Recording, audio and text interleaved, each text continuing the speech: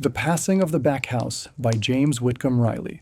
When memory keeps me company and moves to smiles or tears, a weather-beaten object looms through the mist of years. Behind a house and barn it stood, a half a mile or more, and hurrying feet a path had made up to its swinging door. Its architecture was a type of simple classic art, but in the tragedy of life it played a leading part.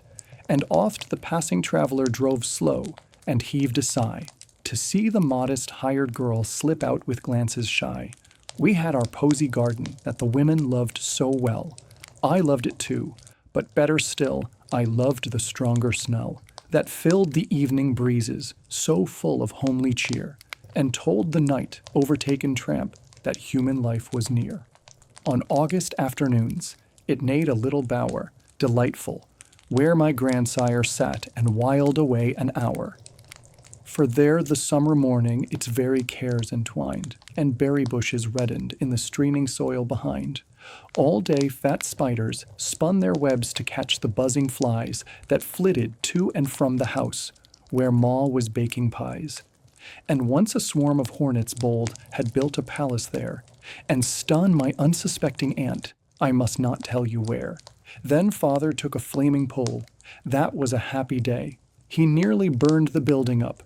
The hornets left to stay. When summer's bloom began to fade and winter to carouse, we banked the little building with a heap of hemlock boughs.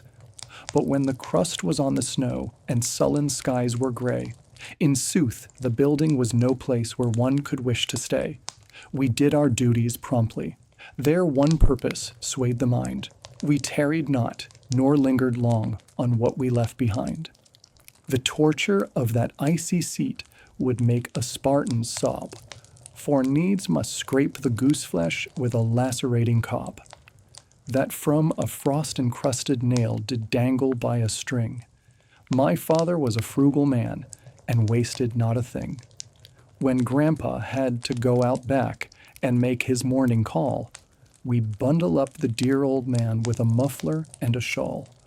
I knew the hole on which he sat. 'Twas padded all around, and once I dared to sit there. 'Twas all too wide, I found. My loins were all too little, and I jackknifed there to stay. They had to come and get me out, or I'd have passed away.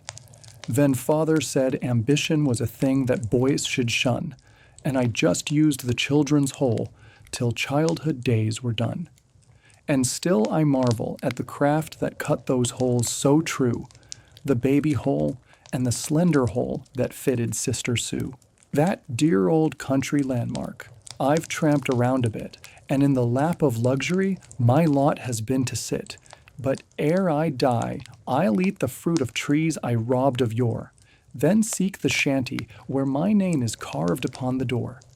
I ween the old familiar smell will soothe my jaded soul. I'm now a man, but none the less I'll try the children's hole.